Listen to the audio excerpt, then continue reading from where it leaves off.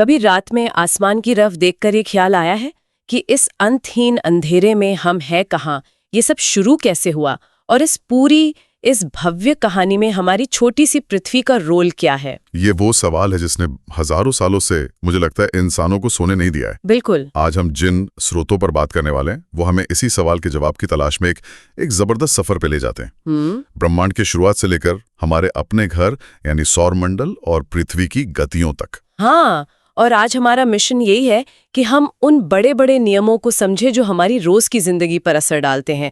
दिन और रात क्यों होते हैं, मौसम कैसे बदल जाते हैं और अंतरिक्ष में हमारे पड़ोसी कौन कौन है। बिल्कुल ठीक है, तो चलिए इस पर विस्तार से बात करते हैं। सबसे बड़े सवाल से ही शुरू करते हैं। इस सब की शुरुआत कैसे हुई? ब्रह्मांड की पैदाइश के बारे में हमारे स्रोत क्या बताते हैं? दिलचस्प बात यह है कि इसका कोई एक सीधा साधा जवाब नहीं है। हमारे स्रोत 3 मुख्य आइडियाज के बारे में बताते हैं। 3? हाँ, 3। में सबसे ज्यादा जो माना जाने वाला सिद्धांत है वो है महाविस्फोट सिद्धांत, मतलब बिग बैंग थ्योरी। अच्छा, बिग बैंग ये तो सुना है, लेकिन ये कहता क्या है ठीक? हाँ, तो ये आइडिया बेल्जियम के एक वैज्ञानिक जॉर्ज लेमोटेयर ने दिया था और इसके मुताबिक करीब 14 अरब साल पहले। 14 अरब? हाँ, पूरा का पूरा ब्रह्मांड बस एक बहुत ही छोटे गर्म और घने बिंदु में बंद था। एक बिंदु में सब कुछ? और फिर उसमें हुआ एक जबरदस्त धमाका और बस वो फैलना शुरू हो गया और आज तक वो फैल ही रहा है। 1 मिनट, तो मतलब आज हम जिस भी चीज को देखते हैं, तारे, ग्रह, हम और आप, वो सब कुछ उसी एक बिंदु से निकला है। ये तो कमाल की बात है। बिल्कुल। लेकिन आपने कहा था और भी आइडियाज थे। हाँ, आपने कहा था 3 सिद्धांत हैं जी। एक और सोच थी जो इसके ठीक उल्टी थी। उसे कहते हैं साम्यावस्था सिद्धांत या steady state theory. Steady state?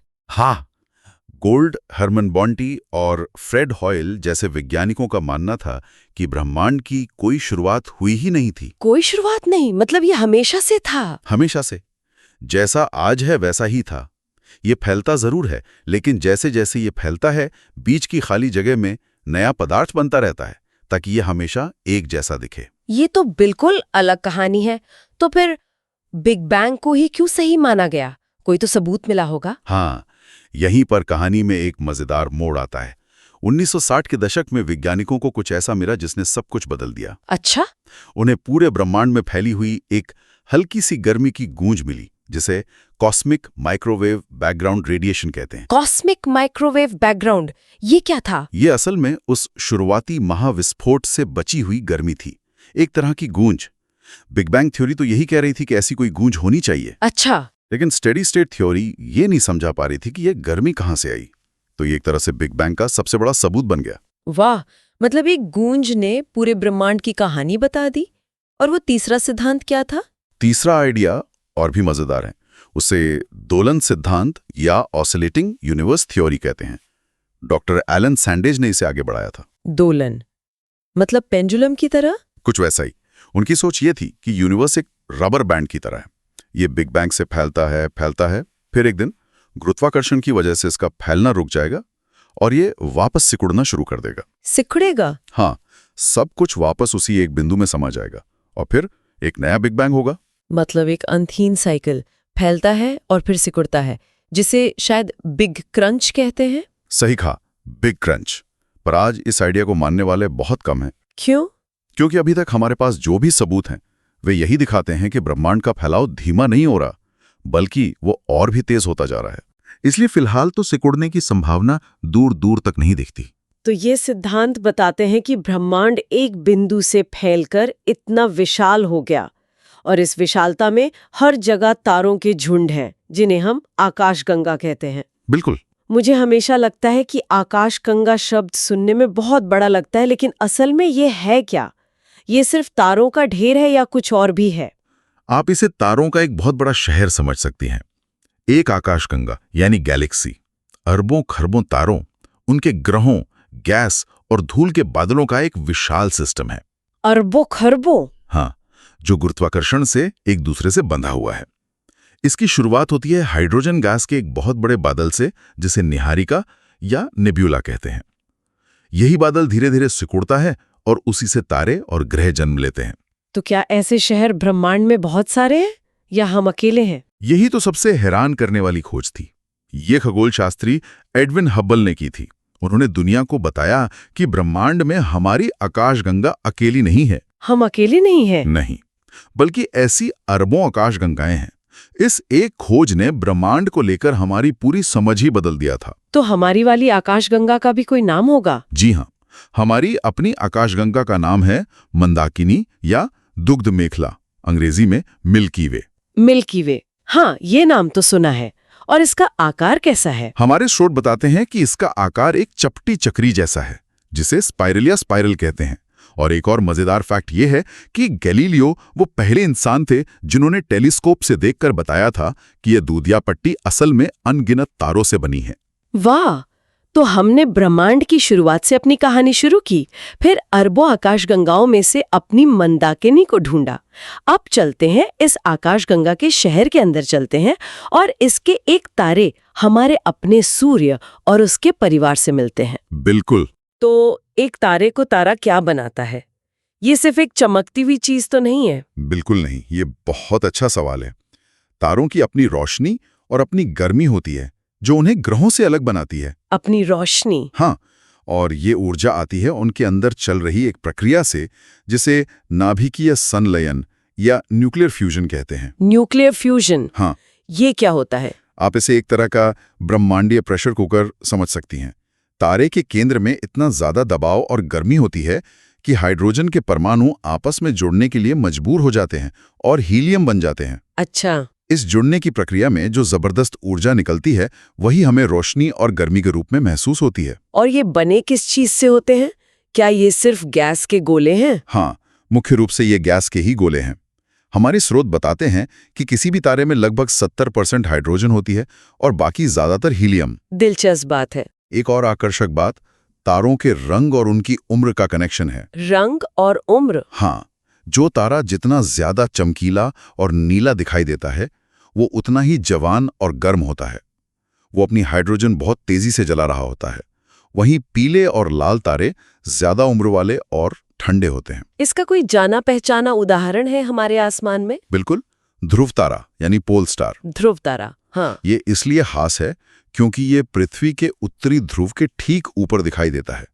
अगर आप उत्तरी ध्रुव पर खड़ी हो तो ये ठीक आपके सिर के ऊपर 90 डिग्री के कोण पर होगा। अच्छा, इसीलिए नाविक इसका इस्तेमाल करते थे? एकदम सही। सदियों तक समंदर में जहाज चलाने वाले नाविक और रेगिस्तान में सफर करने वाले यात्री इसी तारे को देखकर रात में रास्ता पता करते थे।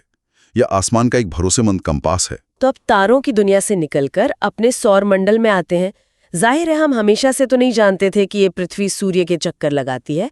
सदियों तक तो कहानी कुछ और ही थी, है ना? बिल्कुल, हजारों साल तक यही माना जाता था कि पृथ्वी ब्रह्मांड का केंद्र है। हम केंद्र में हैं। हाँ, और चांद, सूरज, सारे ग्रह और तारे सब उसके चक्कर काटते हैं। ये सोचना स्वाभाविक भी था क्योंकि हमें तो रोज सब कुछ घूमता हुआ दिखता है। सही बात है। फिर 16वीं सदी में कोपरनिकस नाम का एक खगोल शास्त्री आए। उन्होंने एक ऐसी बात कही जो उस समय के लिए बहुत बड़ी और कह सकते हैं क्रांतिकारी थी। क्या कहा उन्होंने? उन्होंने कहा कि नहीं, सूर्य केंद्र में है और पृथ्वी समेत बाकी सारे ग्रह उसके चक्कर लगाते हैं। इस एक आइडिया ने तो इंसान की पूरी सोच को हिलाकर रख दिया होगा। मतलब हम ब्रह्मांड के केंद्र में नहीं हैं, बस एक ग्रह पर हैं जो सूरज के चक्कर काट रहा है। इसने सिर्फ खगोल विज्ञान को ही नहीं बल्कि धर्म और दर्शन को भी हिला दिया था। फिर 17वीं सदी में केपलर आए। उन्होंने कोपरनिकस के काम को गणित का मजबूत आधार दिया। अच्छा। उन्हें बताया कि ग्रह सूर्य के चारों ओर एकदम गोल नहीं बल्कि थोड़े अंडाकार रास्ते पर घूमते हैं। उनके नियमों ने हमें ग्रहों की गति को सटीक रूप से समझने की ताकत दी। चलिए, तो फिर इन ग्रहों का एक छोटा सा टूर हो जाए। कौन कौन है हमारे सौर मंडल के परिवार में? जरूर। सूर्य से बढ़ती दूरी के क्रम में हमारे सौर मंडल में 8 ग्रह हैं। बुध यानी मर्क्यूरी सबसे नजदीक। हाँ, फिर शुक्र, वीनस, पृथ्वी, अर्थ, मंगल, मार्स, बृहस्पति, जुपिटर, शनि, सैटर्न, अरुण, यूरेनस और वरुण, नेपच्यून। और इन्हें समझने के लिए ग्रुप्स में भी बांटा जाता है शायद? बिल्कुल सही।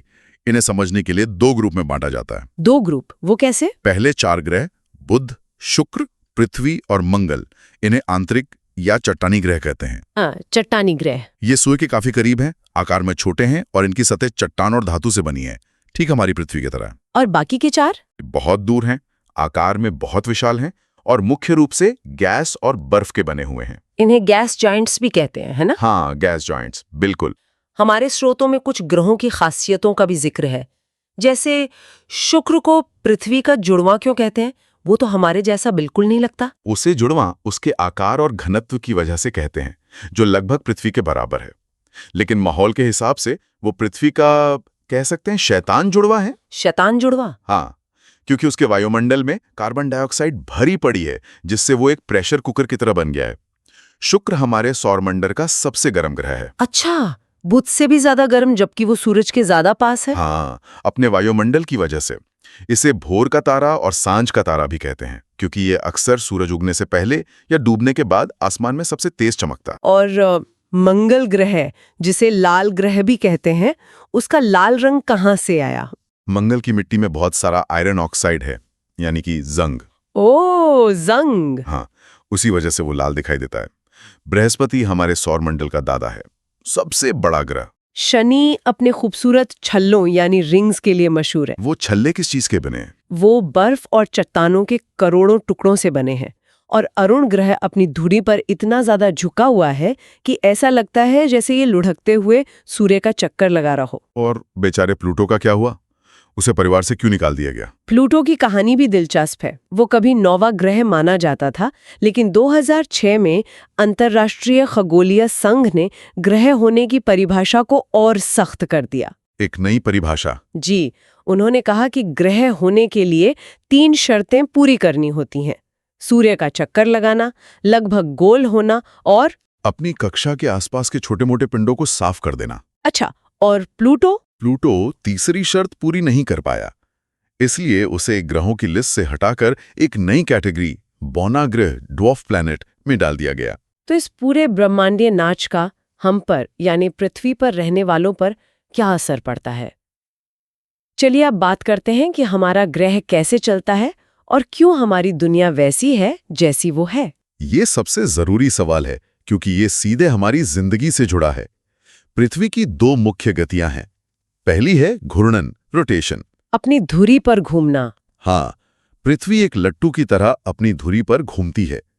इस एक चक्कर को पूरा करने में लगभग 24 घंटे लगते हैं। सटीक बताऊं तो 23 घंटे 56 मिनट और 4 सेकंड। ओह, तो पूरे 24 घंटे नहीं? नहीं, और इसी घूमने की वजह से पृथ्वी का जो हिस्सा सूर्य के सामने होता है वहां दिन होता है, और जो हिस्सा पीछे होता है वहां रात। ये तो आसान है, दिन रात का हिसाब समझ आ गया। और दूसरी गति है परिक्रमण, रेवोल्यूशन। अपनी धुरी पर घूमने के साथ साथ पृथ्वी सूर्य के चारों ओर एक तय अंडाकार रास्ते पर भी चक्कर लगाती है। और इस एक चक्कर में कितना समय लगता है? इसे एक पूरी परिक्रमा को करने में 365 दिन और लगभग 6 घंटे लगते हैं, यानी 365 सवा 4 दिन। अच्छा, तो वो 6 घंटे, इसीलिए हर 4 साल में एक लीप ईयर आता है ना? एकदम सही। वो जो हर साल 6 घंटे यानी सवा दिन अतिरिक्त बचता है, उसे कैलेंडर में एडजस्ट करने के लिए हम हर चौथे साल एक पूरा दिन जोड़ देते हैं। और फरवरी में 29 दिन हो जाते हैं। बिल्कुल, वही लीप वर्ष कहलाता है, ताकि हमारा कैलेंडर मौसमों के साथ तालमेल बिठाए रखे। और यही परिक्रमण यानी सूर्य के चारों ओर चक्कर लगाना मौसम बदलने के लिए भी जिम्मेदार है। मुझे लगता था कि जब पृथ्वी सूरज के पास होती है तो गर्मी होती है, और जब दूर होती है तो सर्दी। ये एक बहुत आम गलतफहमी है। असल में पृथ्वी की सूर्य से दूरी का मौसम पर बहुत मामूली असर पड़ता है। तो फिर असली वजह क्या है? मौसम बदलने की असली वजह है पृथ्वी का अपनी धुरी पर झुका होना। झुकाव? हाँ, हमारी पृथ्वी एकदम सीधी नहीं घूमती, बल्कि अपनी कक्षा के तल से लगभग 23.5 डिग्री झुकी हुई है। आप इसे ऐसे समझिए कि ये सीधी खड़ी ना होकर थोड़ी तिरछी होकर घूम रही है। अच्छा, तो इस तिरछेपन से मौसम कैसे बदलते हैं? इसे एक टॉर्च और एक गेंद के उदाहरण से समझते हैं। मान लीजिए टॉर्च सूरज है और गेंद पृथ्वी। अगर आप गेंद पर सीधी टॉर्च मारेंगी तो रोशनी एक छोटे से हिस्से पर बहुत तेज होगी। तो वो गर्मियां हैं। हाँ, और अगर आप गेंद को तिरछा कर दें तो वही रोशनी एक बड़े हिस्से पर फैल जाएगी और कमजोर हो जाएगी। वो सर्दियां हैं। समझ गई। तो जब पृथ्वी सूर्य का चक्कर लगाती है तो अपने झुकाव के कारण साल के कुछ महीनों में उत्तरी गोलार्ध सूर्य की ओर झुका होता है, तो वहां सीधी किरणें पड़ती हैं और गर्मियां होती हैं। उसी समय दक्षिणी गोलार्ध सूर्य से दूर झुका होता है, तो वहां तिरछी किरणें पड़ती हैं और सर्दियां होती हैं। और 6 महीने बाद स्थिति उलट जाती है। एकदम। इसे समझने के लिए कुछ खास तारीखें भी हैं ना, जिन्हें अयनांत और विषुव कहते हैं? हाँ, ये 4 तारीखें साइकिल के सबसे जरूरी पड़ाव हैं। 21 जून को उत्तरी गोलार्ध सूर्य की ओर सबसे ज्यादा झुका होता है।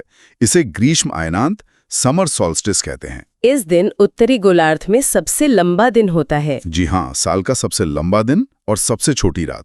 इसके ठीक 6 महीने बाद 22 दिसंबर को दक्षिणी गोलार्ध सूर्य की ओर सबसे ज्यादा झुका होता है। इसे शीत अयनांत, विंटर सॉल्स्टिस कहते हैं। मतलब उत्तरी गोलार्ध में सबसे छोटा दिन। बिल्कुल, सबसे छोटा दिन और सबसे लंबी रात। और वो 2 दिन जब दिन रात बराबर होते हैं? वे तारीखें हैं 21 मार्च और 23 सितंबर। इन दोनों दिनों को विषुव इक्विनॉक्स कहा जाता है, जिसका मतलब ही है बराबर रात। इक्विनॉक्स। हाँ, इन 2 दिनों में पृथ्वी का झुकाव न तो सूर्य की ओर होता है और ना ही उससे दूर। सूर्य की किरणें सीधे भूमध्य रेखा यानी इक्वेटर पर पड़ती हैं। नतीजा ये होता है कि पूरी पृथ्वी पर दिन और रात लगभग बराबर लंबाई के होते हैं। और ये वसंत और पतझड़ के मौसम लाते हैं। बिल्कुल सही। तो अगर हम इसे संक्षेप में देखें, हमने बिग बैंग के एक बिंदु से शुरू करके अरबों आकाशगंगाओं को पार किया, अपने सौर मंडल के ग्रहों से मिले और आखिर में ये समझा कि हमारी पृथ्वी का सिर्फ एक छोटा सा झुकाव ही हमारे मौसमों को बनाता है। सही कहा। हमने देखा कि कैसे कोपरनिकस जैसे विचारकों ने हमारी पूरी सोच को बदल दिया और कैसे ये ब्रह्मांडीय नियम हमारी रोज की जिंदगी को चलाते हैं। मुख्य बात यही है कि हमारे रोज के अनुभव, दिन का रात में बदलना, मौसम का चक्र, ये सब उन विशाल ब्रह्मांडीय गतियों का नतीजा है जो अरबों सालों से चल रही हैं। हम एक बहुत ही बड़ी, जटिल और खूबसूरत मशीन का हिस्सा हैं। बिल्कुल। और ये हमारे श्रोताओं के लिए एक अंतिम विचार छोड़ जाता है। हमारी स्रोतों में सूर्य और चंद्र ग्रहण का भी उल्लेख है, जो तब होते हैं जब सूर्य, पृथ्वी और चंद्रमा एक सीधी रेखा में आ जाते हैं। जी। लेकिन स्रोत ये भी बताते हैं कि चंद्रमा की कक्षा भी पृथ्वी की कक्षा के संबंध में थोड़ी झुकी हुई है। ये सोचने पर मजबूर करता है कि ये एकदम सही संरेखण कितनी बार होता है और कक्षा के कौन से अन्य सूक्ष्म पहलू हैं जो ब्रह्मांड के हमारे अनुभव को उन तरीकों से आकार दे रहे हैं जिनका हमें एहसास भी नहीं होता।